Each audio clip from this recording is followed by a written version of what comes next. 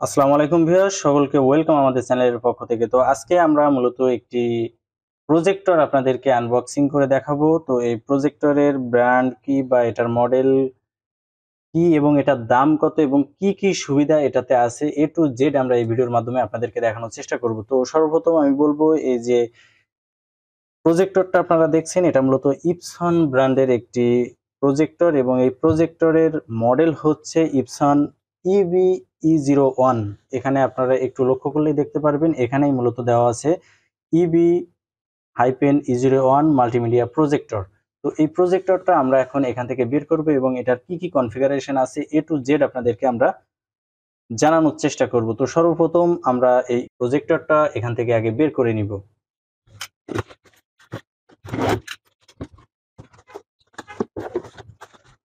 তো এটা খোলার সাথে সাথে আপনারা দেখতে পাচ্ছেন এখানে আসলে কি কি দেওয়া আছে, আমি একটু দেখাই। এক সাইডে একটা রিমোট আমরা দেখতে পাচ্ছি, রিমোটটা আমরা এক সাইডে রাখি এবং এখানে আমরা একটি পাওয়ার কেবল দেখতে পাচ্ছি, এখানে মাত্র একটি পাওয়ার কেবল দেওয়া। অন্যান্য ক্ষেত্রে আমরা কিছু কিছু ক্ষেত্রে দেখি যে দুইটা পাওয়ার কেবল দেওয়া থাকে, একটা 2 পিনের একটা 3 পিনের। তো এখানে আসলে 3 পিনের একটি যে পাওয়ার কেবল সেটা দেওয়া আছে এবং এখানে দুইটি পেন্সিল ব্যাটারি দেওয়া আছে, যেটার মাধ্যমে আপনারা সহজে রিমোটটাকে সেট আপ করতে পারবেন। এবং তাছাড়া এখানে আসলে এক্সট্রা কিছুই নাই, শুধুমাত্র একটি যে প্রজেক্টর সেটা আছে। তো এটা আসলে আমি একটু বের করি, এটা দেখেন কত সুন্দর করে এটা প্যাকিং করা। এটা মূলত এমন ভাবে বক্সের ভিতরে রাখা যেন আসলে কোনোভাবে এখানে আঘাত না লাগে, যেহেতু এটা একটা প্রজেক্টর। তো আমি এখান থেকে আগে প্যাকেটটা সরিয়ে রাখি।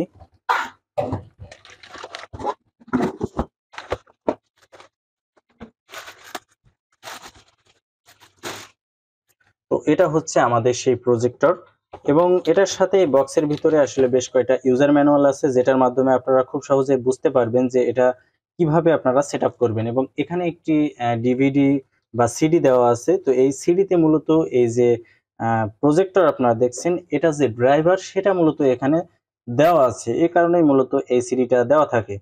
তো আপনারা চাইলে এটা অনলাইন থেকেও ডাউনলোড করে নিতে পারবেন। তো আমি সর্বপ্রথম যদি প্রজেক্টরটি আপনাদেরকে দেখাই, এখানে আসলে কয়েকটি বাটন দেওয়া আছে, এখানে মোট 13টি বাটন দেওয়া আছে। তো এই বাটনগুলো আসলে মূলত এটা আপনাকে সেট আপ করার জন্যই ব্যবহার করতে হয়। আপনারা চাইলে এখানে যে রিমোট আমি সর্বপ্রথম দেখালাম, এই রিমোটের মাধ্যমে কিন্তু আপনারা সেট আপ করতে পারেন। আর যদি মনে করেন আপনারা রিমোট বাদ দিয়ে এখানে সরাসরি ফিজিক্যালি বাটন টিপে আপনারা সেট আপ করবেন, সেটাও কিন্তু একেবারে ইজি। তো দেখেন এটাতে যে বাটনগুলো আছে, কি কি বাটন আছে দেখেন। এটা হচ্ছে পাওয়ার বাটন, এটা হচ্ছে আপনি যে ইনপুট দেওয়ার জন্য যে বাটনটা ব্যবহার হয়, এটা হচ্ছে হোম বাটন। এবং এখানে যে বাটনগুলো দেখছেন, এই বাটনগুলো আসলে একাধিক কাজ করে থাকে। এটাকে আসলে কি স্টোন যে বাটন সেগুলো আপনারা বলতে পারেন। এখানে মেনু, এখানে আপনি সাউন্ড কমাতে পারবেন, এটা দিয়ে আপনি সাউন্ড বাড়াতে পারবেন। আর এটা মূলত ইন্টার হিসাবে কাজ করে, আপনি যে কোনো কিছু সেট আপ করার পরে এটাতে দিলে আপনার সেটা ওকে হিসাবে কাজ করবে এবং এটাতে আপনি ব্যাকে আসতে পারবেন। আর এই যে সাইডের যেগুলো দেখছেন, এটা হচ্ছে মূলত কি স্টোনের যে বাটন সেটা, অর্থাৎ আপনি ডিসপ্লে সোজা বাঁকা এগুলো ঠিক করার জন্য মূলত এটা ব্যবহার করতে পারবেন। এবং ইপসন প্রজেক্টরের এখানে দেখেন, এখানে আসলে একটা জিনিসের কমতি আছে আমি মনে করি, সেটা হচ্ছে এই যে ডিসপ্লে, এই ডিসপ্লে ঢাকার জন্য কিন্তু এখানে কোনো কভার নাই।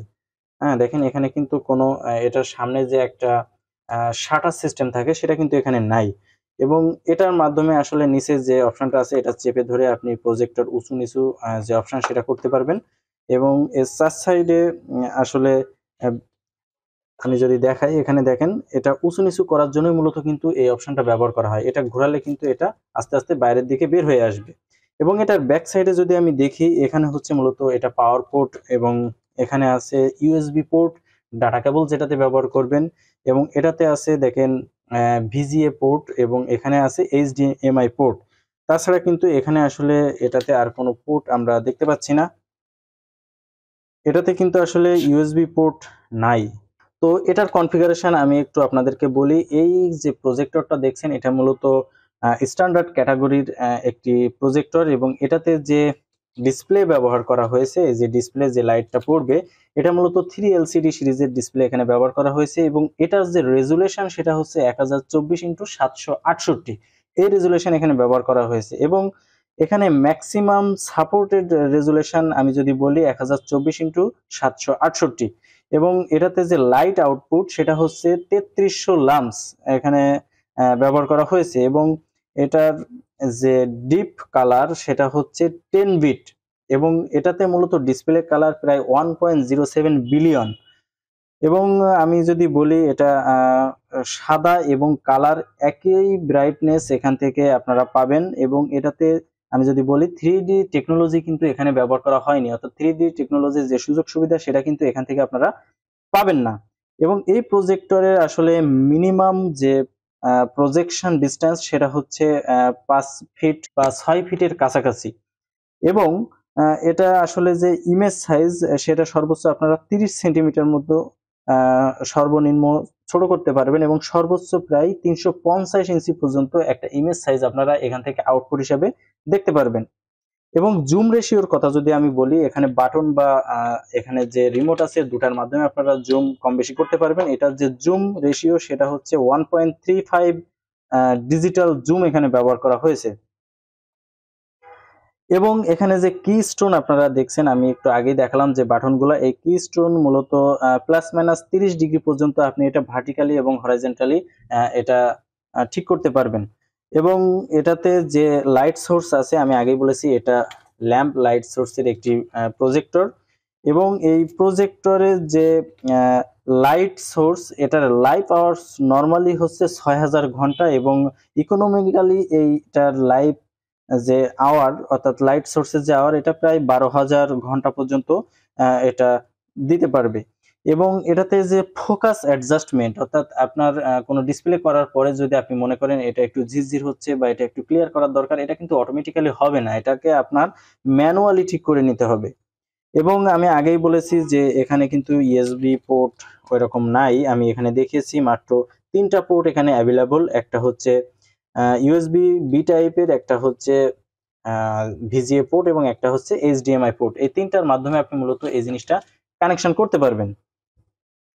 এবং এখানে কিন্তু এটার একটা স্পিকার এটাতে বিল্ডিং ভাবে দেওয়া আছে, এবং এটা 2 ওয়াটের একটি স্পিকার এখানে ব্যবহার করা হয়েছে। এবং এটার যে স্পিকার সেটা ইন্টিগ্রেটেড, অর্থাৎ এটার সাথেই দেওয়া আছে, এবং এটাতে রিমোট কন্ট্রোলের ব্যবস্থা আছে। আমি আগেই রিমোট দেখিয়েছি, আপনারা দুইভাবে এটা ম্যানেজ করতে পারবেন।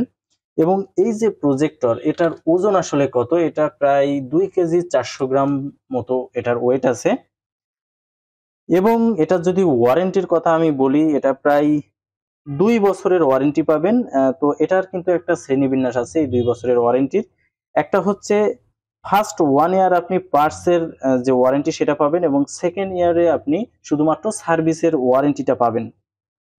এবং এখানে যে ল্যাম্প ব্যবহার করা হয়েছে, ল্যাম্প মূলত 12 মাসের আপনি সার্ভিস ওয়ারেন্টি পাবেন, এবং 1000 পর্যন্ত আপনি সর্বপ্রথমে যে ওয়ারেন্টি সেটা আপনি পাবেন। এবং এই যে প্রজেক্টর, এটা আসলে কোথায় তৈরি, এটার মূলত যে অরিজিন সেটা হচ্ছে জাপানে, কিন্তু এটা বিভিন্ন দেশে এটা কিন্তু অ্যাসেম্বলি হয়।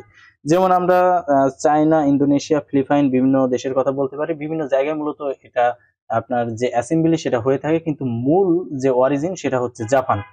তো আসলে এখানে যে যে সুযোগ সুবিধা আছে বা এটা যে যে অপশন গুলো আছে আমি বলার চেষ্টা করেছি। তারপরেও যদি এটা নিয়ে কোনো ধরনের কোনো প্রশ্ন আপনাদের থেকে থাকে, অবশ্যই আমাদের ভিডিওতে কমেন্টস করে জানাবেন। ভিডিওটি অবশ্যই শেয়ার দিবেন, আপনার একটি শেয়ারের মাধ্যমে কিন্তু অন্যজন এই ভিডিওটা দেখে জানতে পারবে যে আসলে এই প্রজেক্টরে কি কি সুযোগ সুবিধা আছে এবং কি কি নাই। এই যে প্রজেক্টর, এটার সাথে কিন্তু আপনারা কোনো ধরনের কোনো ব্যাগ কিন্তু পাবেন না, এটা একটা বড় খারাপ দিক আমি মনে করি।